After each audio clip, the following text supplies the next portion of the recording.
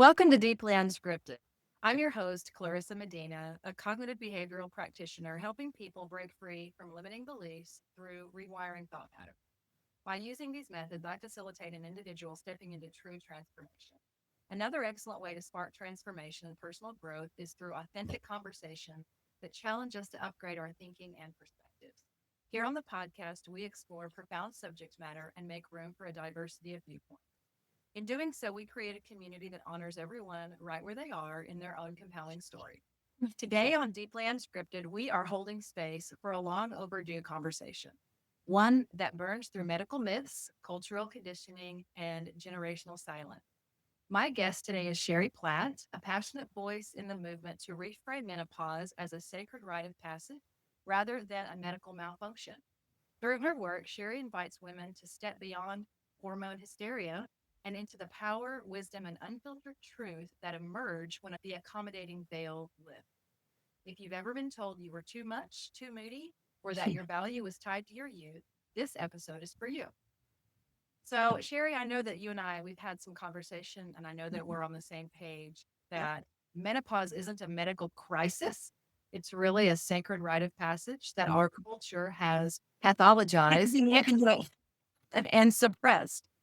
Can you begin by sharing just in your own journey into what you're doing now with transitional shift counseling that you came to see this stage of a woman's life not as a breakdown, but as a breakthrough? And what shifted in you that led you to become an advocate for honoring this season of life? And welcome to the podcast. Thank you. Well, as we had discussed in the past, I have been a counselor and a recruiter and specializing in career counseling and people's spiritual growth and empowerment. I call it spiritual empowerment for about 25 to 30 years. And during that time, the majority of the people I was working with were women between the ages of 35, I'd say more like 38. Really, the magic number is 45. If I was to go over a list of my clients, we would say the majority of them are 45 years old, but there's also that range between 38 and 55. So I noticed that they were coming to me. Plus, I was having my own awakening during that period of time as well. So years of personal therapy, lots of work, years of denying my own sexual preferences. And at 45, that was it. I was done. And decided I was only going to be authentic in all areas of my life. So I came out as a lesbian. My husband and I divorced, but not because I was a lesbian, because it was not a good marriage.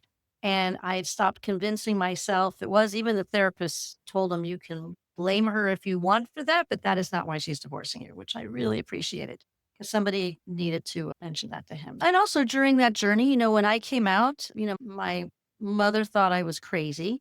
So I went to my internist who was amazing. And she said one woman a week came out as a lesbian in her practice and that it was around the same age. And she explained to me that it had a lot to do with what was happening with the woman's body in, I almost hate to call it menopause. We say the woman's pause period of time.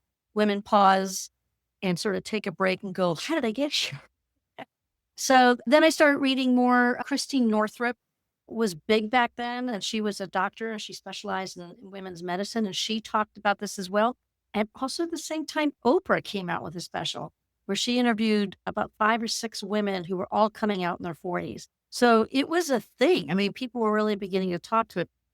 Christine Northrup was really the first, and this goes back a while ago. So this is probably 15, almost 20 years ago. She was one of the first people that really started talking about what happens to men and women during that period. And so the woman's body loses estrogen, and she can also lose testosterone, but it becomes like instead of estrogen up here, it drops down here and you have testosterone.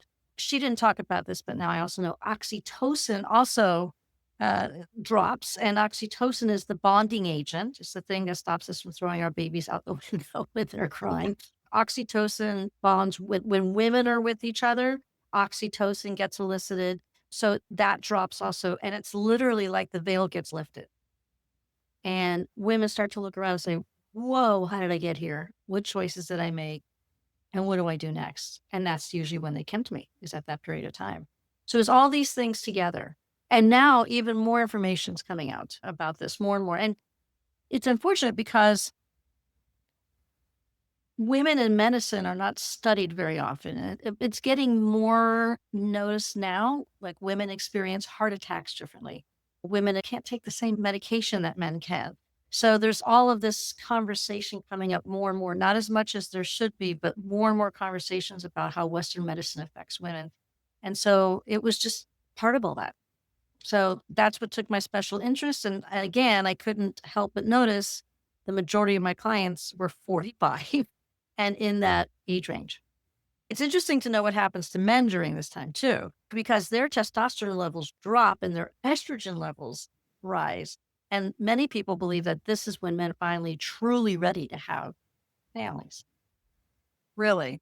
Yep. I haven't studied the male end. It was part of what Christine was explaining and how the hormonal shifts happen and that it happens for men also. So women are actually revving up and like, okay, what's happening with my life? I want to do something. And men are like, oh, I want to stay home.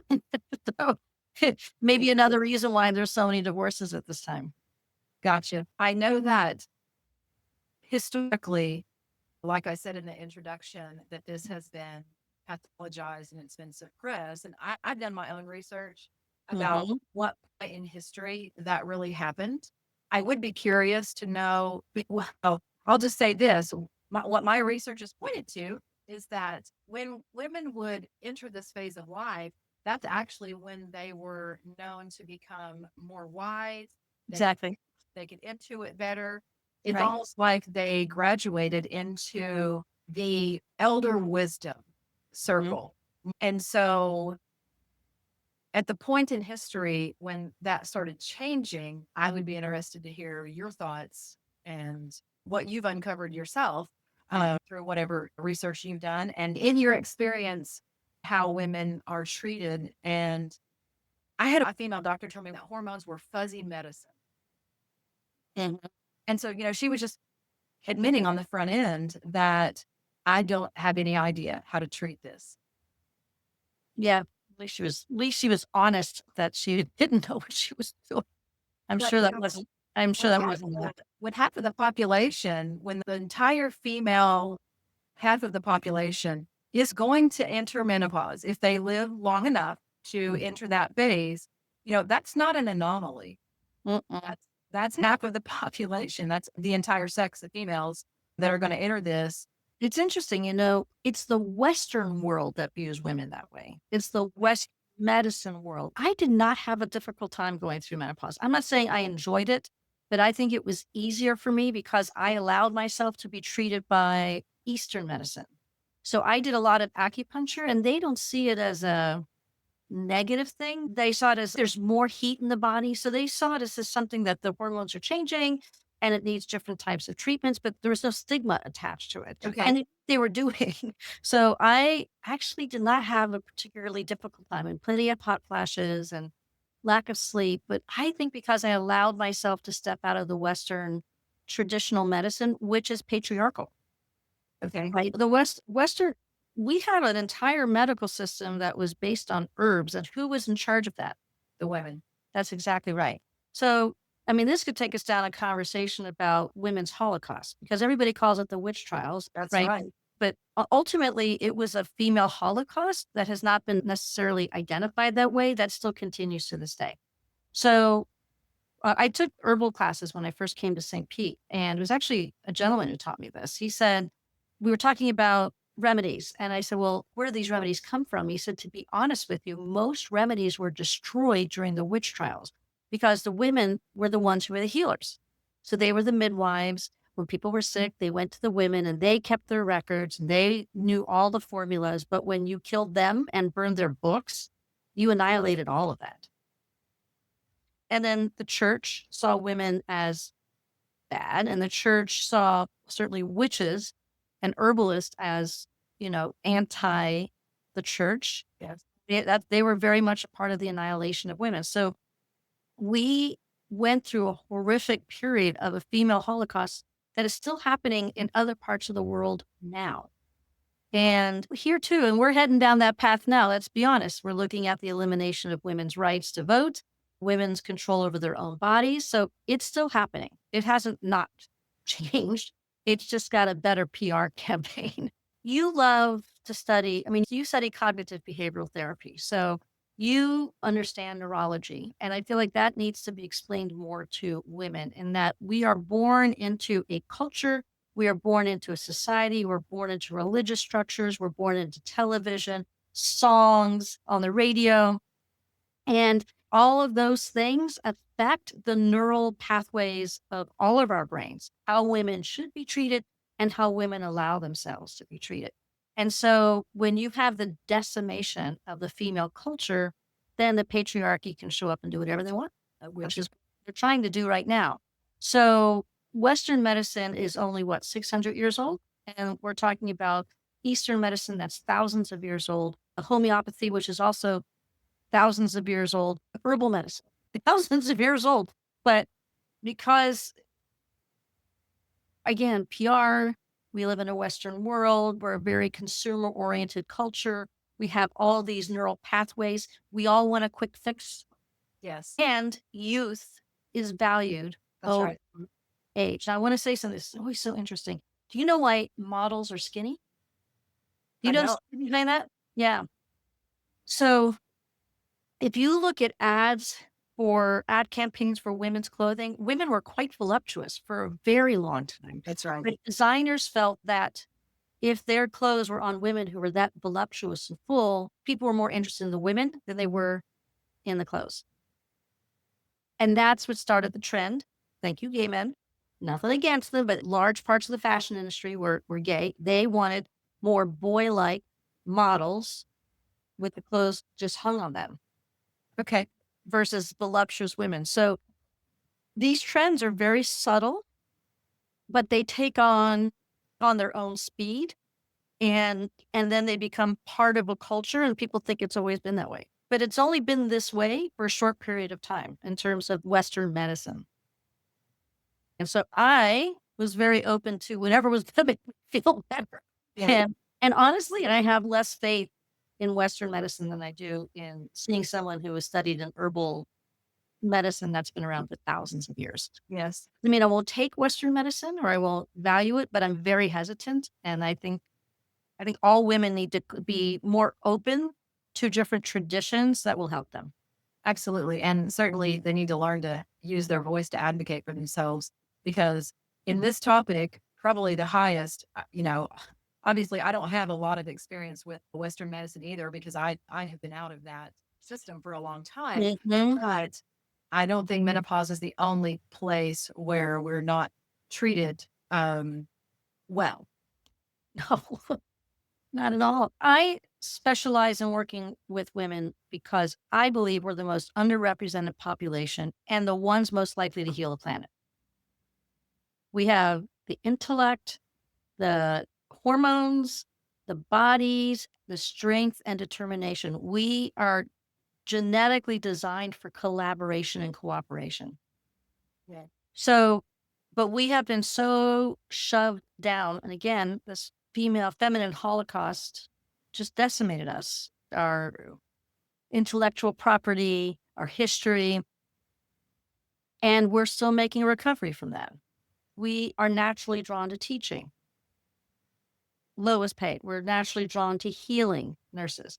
We're naturally drawn to right these different professions that are poor paying. And one would wonder in a culture where you say you want your children educated, why are you paying teachers less than you're Right. paying CEO of an early stage startup? It doesn't actually make any sense. No, it's very upside down. Mhm. Uh, Everything that I have looked into also named the Salem witch trials as really Mhm. beginning, maybe not Across the world, not just here in this country, but in everywhere, right? Yeah. so then after that, I'm also remembering the huge period of time where women were basically just put to bed. They were thought to have hysteria. We have And so if a woman said, I actually don't want to have any more children and I'm kind of tired of being a housewife, all of a sudden, boom, you're crazy because that's your lot in life. And Mhm. if you no longer identify with that, clearly you have a mental problem. Mhm. So women would just be put away and managed with whatever the anti-anxiety treatment was of the day. Wasn't pretty. Right. I don't think it's pretty today, but I know it was much more exaggerated back then. So, Yeah. if a woman voiced not wanting to identify that way anymore, life was going to get very, because her husband had control Mhm. over what happened to her. Yeah. And there was no freedom to exercise and really carve her own path.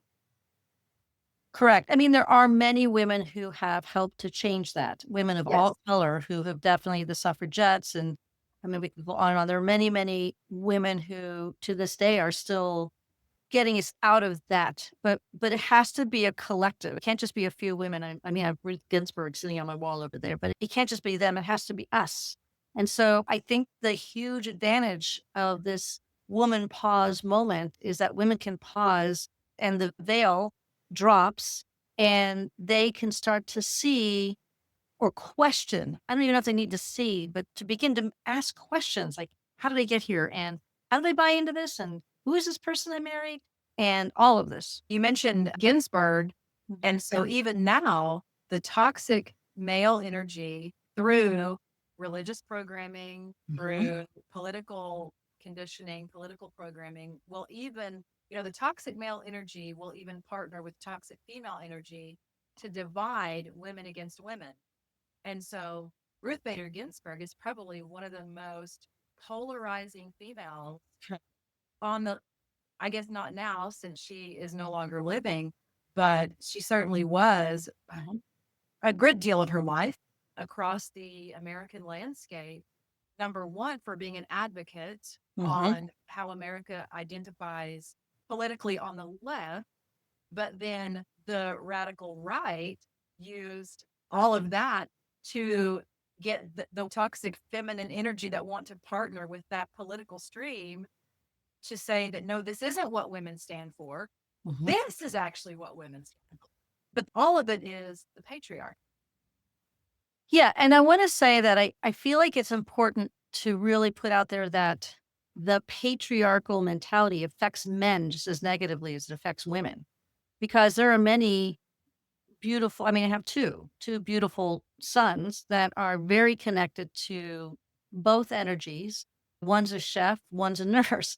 So I think it's important that when we define patriarchy, it's that we're defining rules that are being passed down, usually by, I would say, the extreme wealthy religious people who have a paradigm that they want all of us to live within, Absolutely. including men. So when we want raising the, I have a new conversation, wake the feminine up, is that when we wake the feminine up, we're waking it up for men as well. I don't ever want to come across as a man hater because when I came out, I actually was more relaxed around men because I didn't want anything from them except friendship. So the patriarchy, it tends to really be a derivative of extreme religious concepts that have been shoved down our throats. Yes. And we've come to accept because there were such huge consequences like burning people at the stake. So, and it's toxic. It affects our work environments.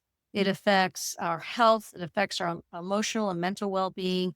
I took a test once for, I won't say what real estate company. And after they wanted to make sure I was right fit. And so they had me come in for feedback and he said, you're really not a fit for our organization. I said, well, I agree with you, but I'm curious as to what the test said. And they said, the test says that you don't do well with hierarchy. And I said, no, I disagree with that. I don't do well with patriarchy. I actually do believe in hierarchy, especially in the corporate environment. I do think there need to be people who take the lead Sure. and people who collaborate, but I do think the patriarchy is toxic. And if you are a patriarchy, you're right, it will not work. If there's healthy hierarchy, I'm on board. Absolutely. And it made him stop thinking. And he acknowledged, as it turned out, he was a gay man. He acknowledged that it was more of a patriarchy than a healthy hierarchy. So There you go. yeah, God, I don't want to see the feminine suppress men any more than I want to see men suppressing women. I want to see the healthy collaboration between the two because we see each other as equal and that we both have different strengths that we bring to the table. But agree. that's where collaboration.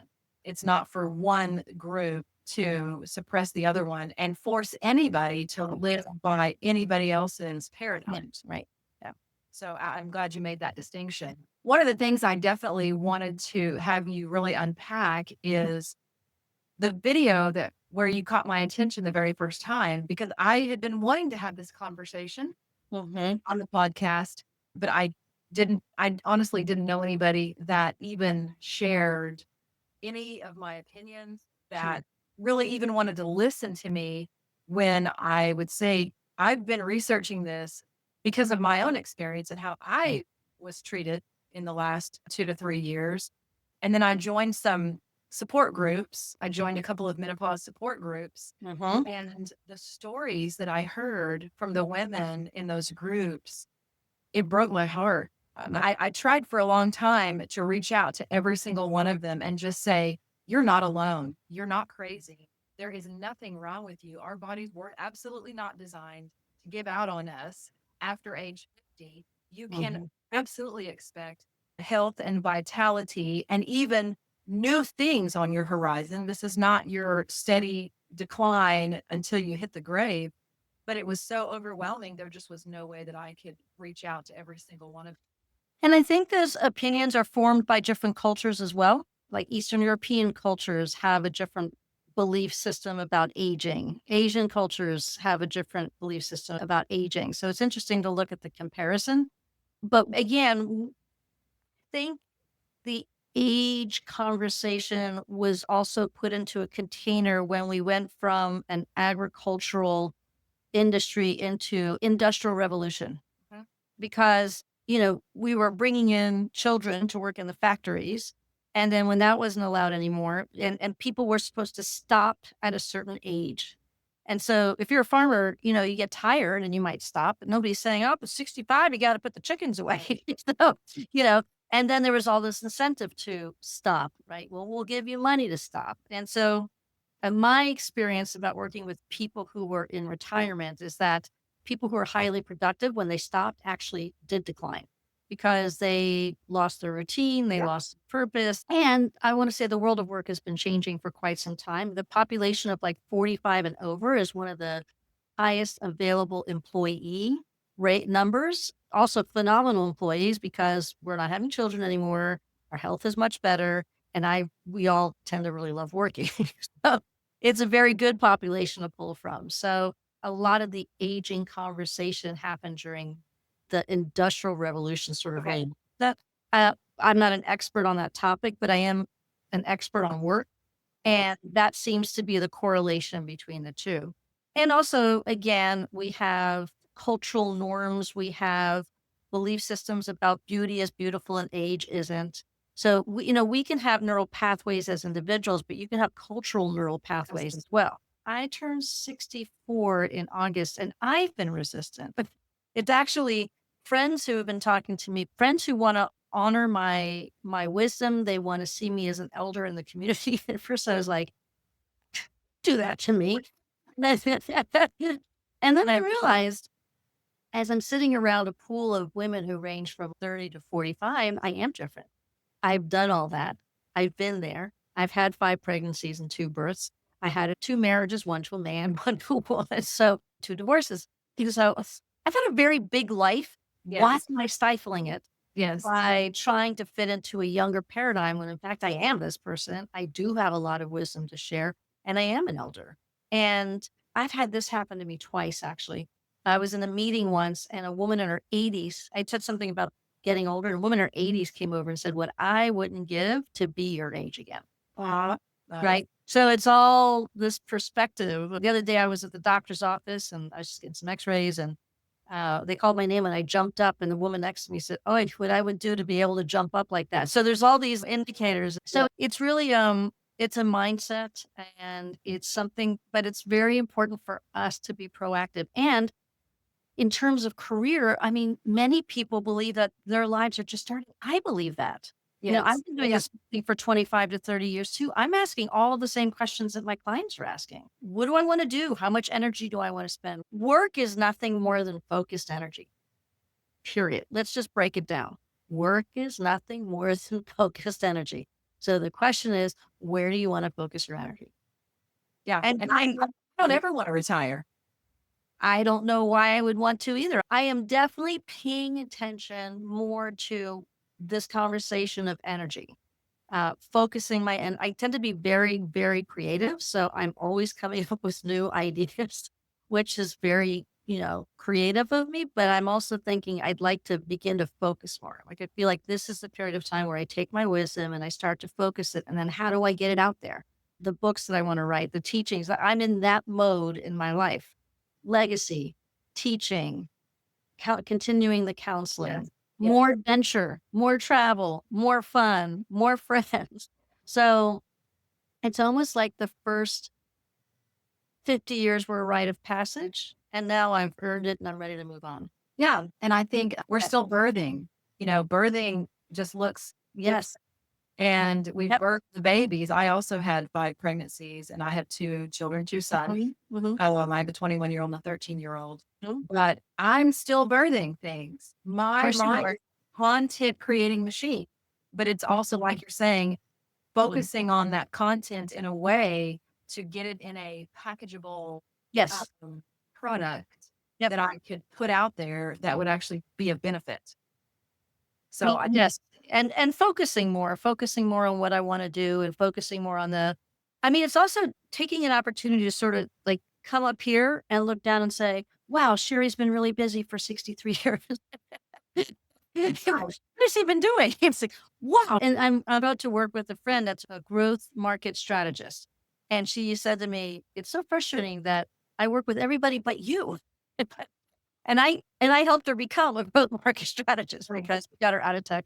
So I said, I will come to you when I'm ready. So I texted her before and I said, I'm ready. But I created an inventory first. So when I approach her, I'll have this inventory.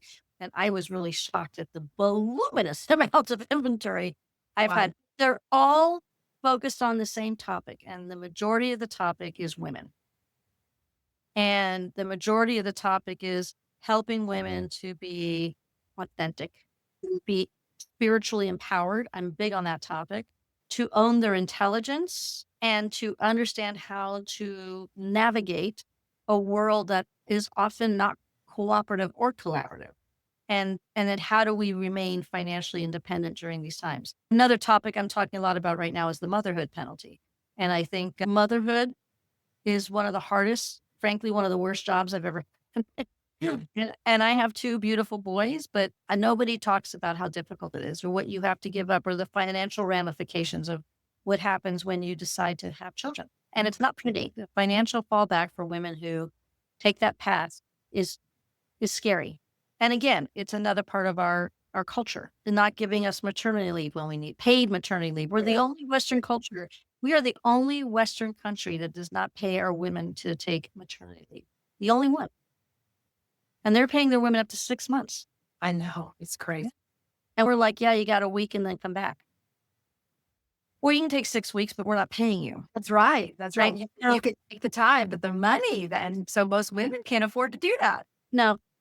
And that affects health and affects Yeah. well-being, it affects the children, it affects everything. So I feel like that's another topic next to menopause. And also because the two are linked, because if you do take time out of the workplace to raise your children and you step out of the workforce or you leave a toe dipped in the workforce and your marriage doesn't work out and there's a good 55 to 60% chance that's going to happen, you're screwed. I know. And so that you end up having to work not because you want to, but because you actually have to. Right. Right.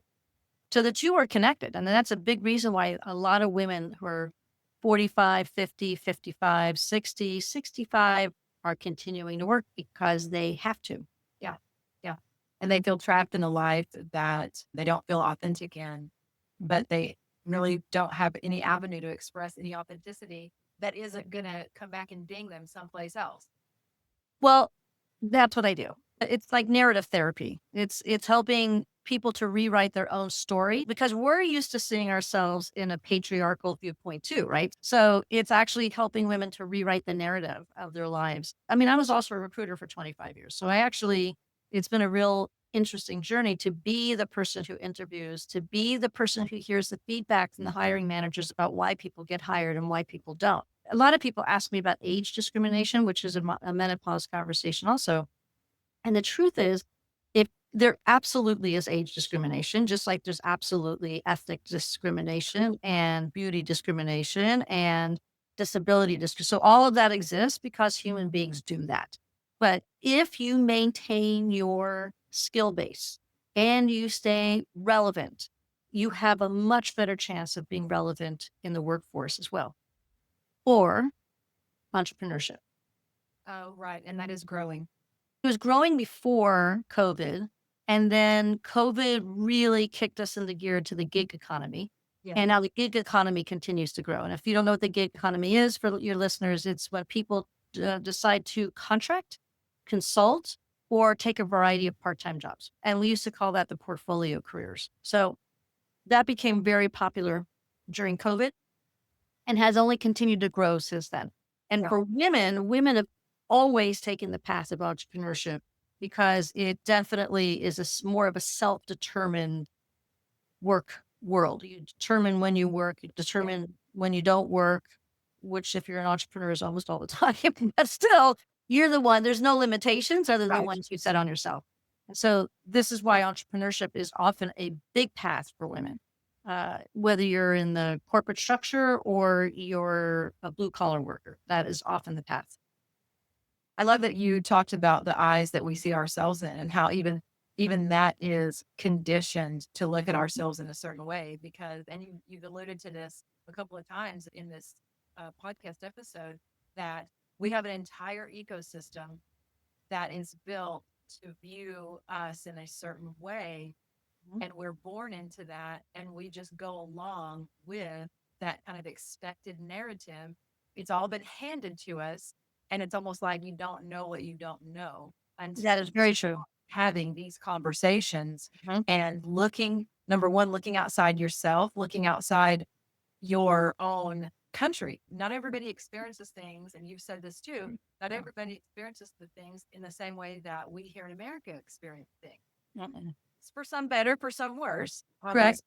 But Absolutely. culturally, in other places, this particular topic and women entering this stage of life are not just put out to pasture. Yeah. I mean, it depends again, but it's or are valued in a different way. Yes. Their wisdom, their elderhood is valued. But I also see a lot of, I live with a woman who is from Bulgaria. And, we see how me at 63 is very different than someone there at 63. And it's just a mindset. It doesn't mean that their health is better than mine. It's more of like, oh, am I needed anymore? It's cross cultural, but I agree. I think that if you travel and you get to see different lives and how different people are treated, it's really, it's eye opening. But they say that the one of the most important parts of raising a child is how a mother looks at her child, right? So the child needs this like when you look at your baby, you're like, oh yes, you please, and you've got that gooiness in your eyes and this like deep affection, like that really, really matters because that's how you begin to look at yourself. So from a psychological perspective, the mother's eyes and how she looks at you. And so again, it's the society's eyes and how they see us matters. How we look when we look at the television or Netflix, whatever it is we're watching these days, Hulu. But you know what? It is really up to women to wake the feminine up. Yes. And it's up to us. Like we can sit around here and, bitch about the patriarchy. But I mean, Handmaid's Tale. So I personally can't watch it. It's too disturbing. And I read the book probably 20 years ago, was disturbed by it then. I mean, anybody who's watching that has the opportunity to wake up. It's also up to us. It's up to women to determine, to become self-determined. It's up to us. And the most pivotal time for that is right around 45, is right around wisdom pause or women pauses. I'm going to start calling them women pause because it's like we're getting a hormonal break. And I mean, let's be honest, our hormones dictate like it's time to procreate. It's time to procreate. It's time to procreate. Find a mate, find a mate, find a mate. So that's what we do.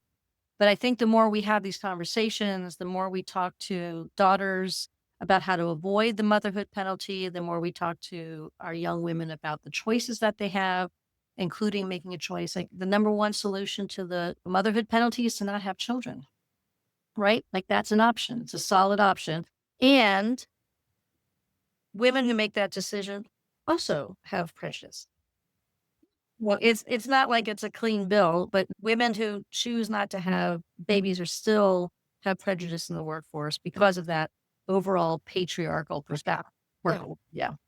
There's going to be a group to demoralize you if you want to have children and work, and then there's going to be a group to demoralize you if you choose to not to have children and work. So this to me is the power behind spiritual empowerment. So when people find out that I came out at 45 and they're like, what happened? I'm like, it was that. There's a big conversation like if you speak your truth, you get free. So that's true. And it doesn't mean you're not going to piss a lot of people off. When you speak your truth, sometimes you find you're the only one around for a little bit until you find your next group, your next people. Yeah. So spiritual empowerment is when you are like the oak tree and you are deeply embedded into a belief system that supports you. I think a big belief system that supported me when I came out was Buddhism. I had been practicing it for a long. I'm Jewish. It was somewhat helpful, but it was really Buddhism that gave me a strong and powerful foundation. It was shamanism. It was connecting deeply to Mother Earth. It was all of that. All of that gave me the spiritual empowerment I needed to withstand what I had to withstand. Because coming out's not easy, whether you do it at 45 as a lesbian or 60 as a psychic, because that's like a whole nother coming out period. I'm not saying it's easy, but if you have that spiritual empowerment, if you have a strong belief system in whatever, yourself, the Eightfold Path of Buddhism, whatever it is, as long as you have that deep connection, you can withstand almost anything. Yeah, I would agree with that. I would totally agree with that. Finding that support system and finding your spiritual anchor and not being afraid of even a combination of spiritual anchors, because for a long time we've heard, well, you have to choose one Correct. and you can't mix any of this. But I'm even seeing the needle move on that because we're starting to understand the bigger picture behind each individual's choice and each individual's path, and coming into the fullness of their own, I guess, self actualization. Yes. And if you look at the statistics, traditional religions are declining.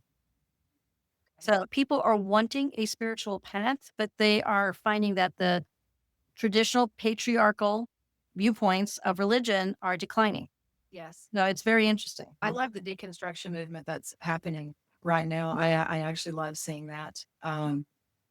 So back a few posts ago, I mentioned the video that I saw where you were talking about the accommodating veil of hormones. And I hadn't heard it expressed quite like that, but I had heard that sentiment. The homeopath that I personally worked with a couple of years ago, she said that we don't need nursing mothers walking off the job. And that's what estrogen and progesterone do, is they keep you in a submitted place Yes. where you're willing to stick it out, where you want to run in the opposite direction, pulling your hair out because you're tired, your body freaking hurt, and it doesn't feel like the body that you've known your entire life up until the time you had a child. Yep. I thought your language was expressing the same thing that her language was expressing. I've read it actually. That's the last place you want to be putting hormones into while the female body and the brain together are adjusting to go into the state and changing some of the mechanisms. You actually don't want to put hormone there. You want to let that process happen and manage whatever anxiety comes with that. Just manage the physical as it comes without putting everything back to sleep and just doping it up with hormones. So I just would really love to hear you talk about the accommodation of all that, the submissive nature that it puts women in, and what we really should be doing to support the brain and the physical body while this is happening. Yeah, so I'm definitely not a doctor, but I just heard an expert talk about it. I have her name someplace else. She was on Diary of a CEO, and that was just a couple weeks ago. She used the same language I've been using for 15 years about the veil being lifted. So it was very, especially coming on the show, was very validating to hear. And she's a hormone expert. So I give the same advice I give everyone, regardless of the stage of life you're in. It is very important that you allow yourself to personally evolve all the time. The whole reason we come into this body is for personal evolution. So, what does that look like? It means if you're at a job and you don't want to be there anymore, you move on and you begin to ask questions. Like, jobs are just boxes. That's it. We stick ourselves in the box, we get what we need: money, skills, knowledge, experience, and then you move to the next. we are, we are in the transformational shift. That's what I talk about. We are designed to shift. Menopause is part of the design to shift. Getting your period is part of the design to shift. We are supposed to change and to grow, but we live in a culture that is terrified of it. We live in a culture where we're not even supposed to talk about it, which is, thank goodness, changing. So the most important thing I can say, and I was doing the same, like, when they were trying to give me the seat of honor because I was the elder of the community, Right.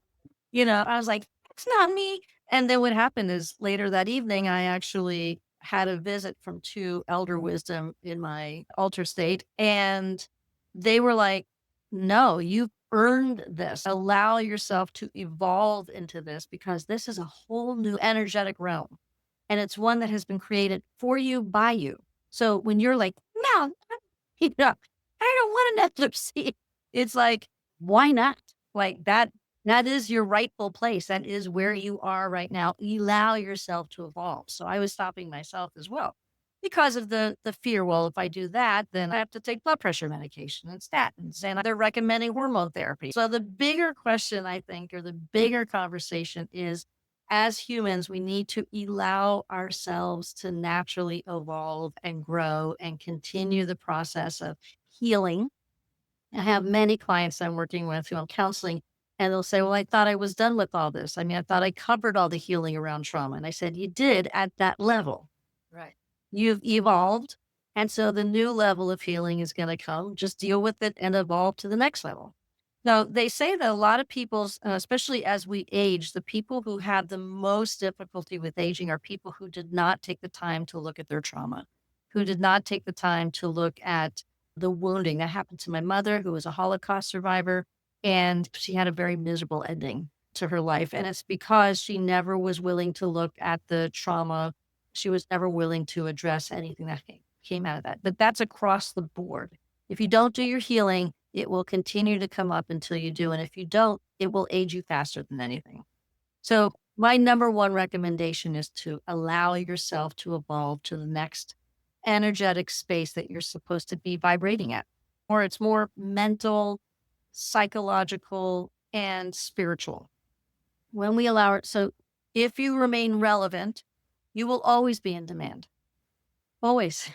I get a lot of people who are like, "Oh, I don't know how to use tech. Tech really intimidates me." We live in a technology world. You got to learn how to use it. If you don't have a strength in a certain area, get help. If you need training, get help.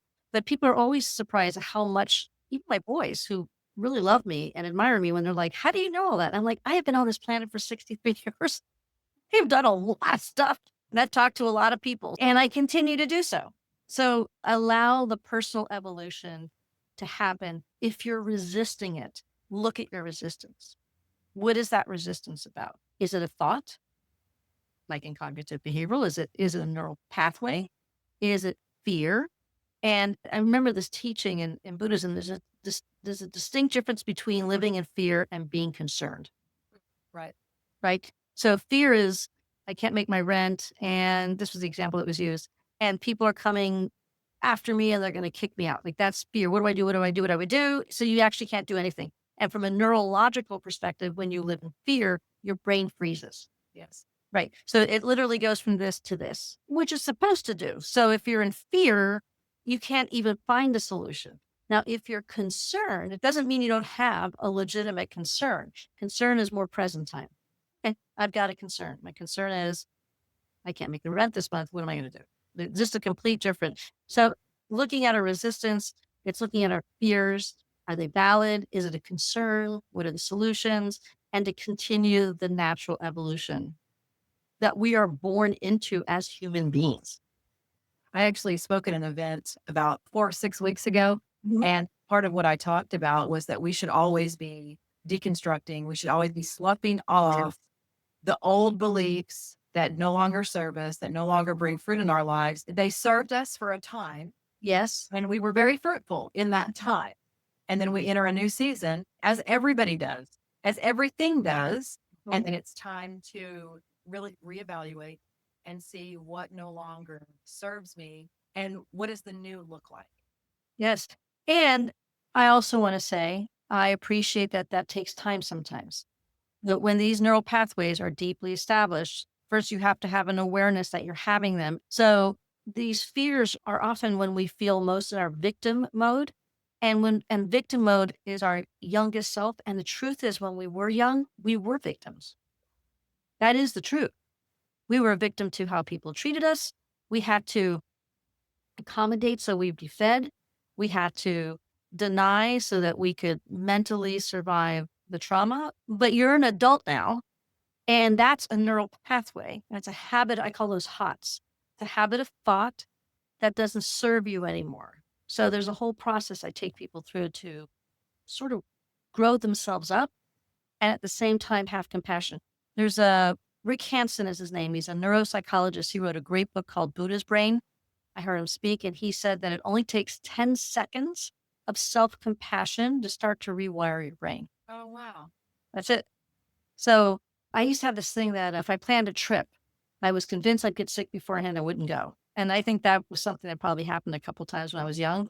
And so the way I changed it was just by having compassion, like, "Oh, sweet girl, I know you think that it's okay, baby. That's not gonna happen. You feel really good. Everything's good." And I would literally like treat myself like a child. And that begins to create the new neural pathway. It's fascinating. When you mentioned just telling somebody to get over it, you know, like the divorce that you went through, telling you to get over it when you have two sons and Mhm. you've got years invested into, I mean, you might have been able to plainly see the truth, but then you have other people that you have to navigate through that at the same time. So just get over it. It doesn't take any of that landscape into consideration. Well, my ex husband asked if I could fake it. But he was just afraid. I mean, he was afraid. He, by the way, great second marriage, great stepmom to my kids, but he was afraid. He was just afraid. That's all. And I said, "You're just afraid. You're gonna be okay," which is not what he wanted to hear. But it was I said, "You're gonna be fine. I understand you're afraid. It's okay. You're gonna be great. You're a great guy. You're gonna find a great person. It's just not me." I So it was well, I didn't like him. He didn't like me either.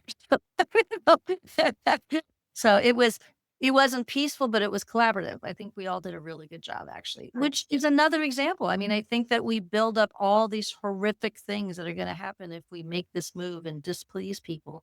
And again, it's the spiritual empowerment. Yes, that will happen. I had a when I was in a silent Buddhist retreat, I think it was 7 days, and you can talk to your teachers during this time, and I said, I think I'm gonna come out, and I'm afraid of the ramifications," and the whole 7 days was about truth, and she said, "It's okay. Speak your truth, but deliver it gently." I never forgot that.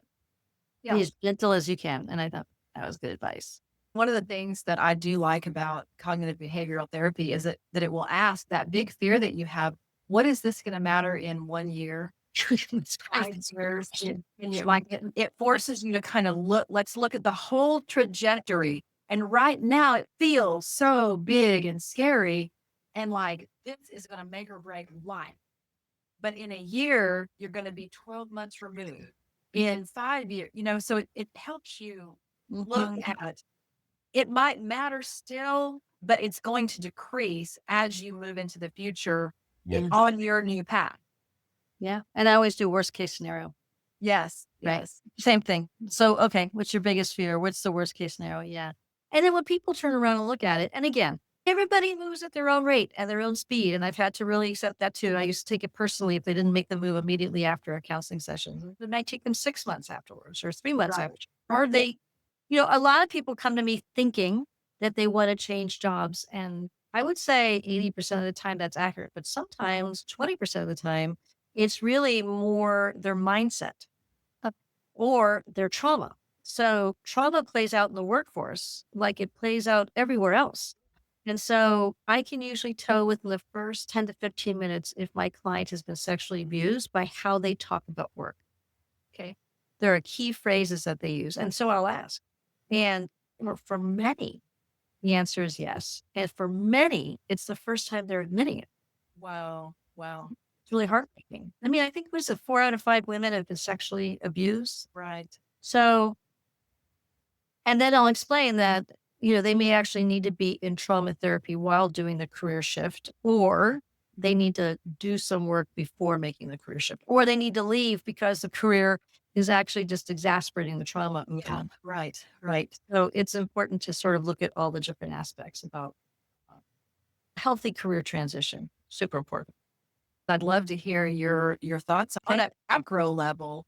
Macro. And because obviously we are seeing huge paradigm shifts right now. And I personally relate that to this incoming age of Aquarius Mhm. and all the ramifications of that. Mhm. Uh, all of the systems that are kind of coming online with that huge age shift. Mhm. But on a macro level, as more and more women are starting to appreciate this about themselves and coming into this understanding, what does life, like humanity on a big scale, what does life begin to look like socially? Well, I think we're in for it. I mean, again, I think this is what's so important about the spiritual empowerment is that, it depends on who you talk to. I mean, you mentioned the age of Aquarius. Are you familiar with Dolores Cannon? She created the QHHT hypnosis method and she's written No, I don't think so. countless books. I mean, I sometimes think that her description of what's happening feels the most accurate to me, which is there's actually two earths separating at the same time. Yeah. So yeah, and I think she was one of the first ones to really put that out there. And I've actually watched interviewers say this during interviews. I just have to sit back. They'll say, it's like you can't hear me. It's literally like we're having two separate conversations and it's like we can't hear each other. And I think that there's an element of that that's happening. I think that there is so much vibrational shift taking place right now that the ability to communicate with each other is becoming more challenging. Now, I live in a really bizarre little town called St. Petersburg, Florida. And I came from Northern California, the San Francisco Bay Area, so Berkeley, um, Oakland, etc. In some ways, I feel like people here have found more of a way to, in St. Petersburg, not saying everywhere, but here, have found a way to talk to each other that's respectful and owning the differences. Nice. So I'm hoping we're heading more in that direction. But I think that the world everywhere needs women more than ever. And I think that in many ways, women are going to have to wake the feminine up, which is what I'm going to be talking about more and more. So you'll see it on TikTok and other places, which is you have to wake up the feminine power and stop keeping it down. Like we Yeah. have to allow that energy to come up. And so I think the leaders are actually going to be the women who are in menopause or womanopause. So because I think we have less to lose. We're out of the child rearing periods. We're ready to teach, ready to be the elders, ready to be the leaders. But I think it's also up to the younger generation to continue to ask questions, to continue to allow themselves to evolve without anybody dictating their evolution. Yeah. And I think it's also, I'm a big one on healing codependency, which, women say, well, I'm an empath. I can feel it. I hear you. But empathy was not designed to control. Empathy was designed to inform. Yeah.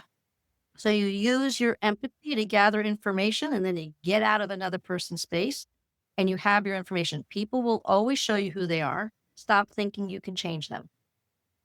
Amen to that. Right. So this is what really gets women. Well, he's kind of an asshole, but I'm sure that if he's with me long enough and I can just love him enough, he'll change. Oh my gosh. Nope, nope, nope, nope, nope. If he's an asshole, he's going to be an asshole. And he has to want to stop being that way.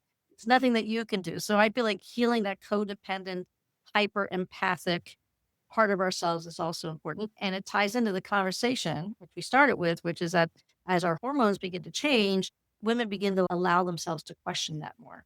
Yeah. So I think that this is the time of the woman. I think that it's more important now than ever that we pull ourselves up and out and speak up because I think we hold the light.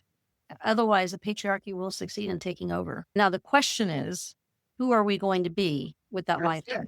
Right? What actions are we going to take? Are we going to continue to go along and let things take over, or are we going to step up and let the feminine power rise in men as well as in women? Yes, absolutely. Absolutely. That's my 2 cents. As we close today's conversation, may every woman listening remember this. You're not losing your power. You are meeting it for the first time without filters, veils, or apologies. Menopause is not a medical malfunction. It's an ancient invitation to evolve. And spiritual empowerment, it looks like truth in your voice, clarity in your soul, and peace in your bones. Thank you, Sherry Platt, for reminding us that personal evolution doesn't just change your story, it can save your life. And until next time, keep burning off the false and becoming who you were always meant. See you next time. Okay.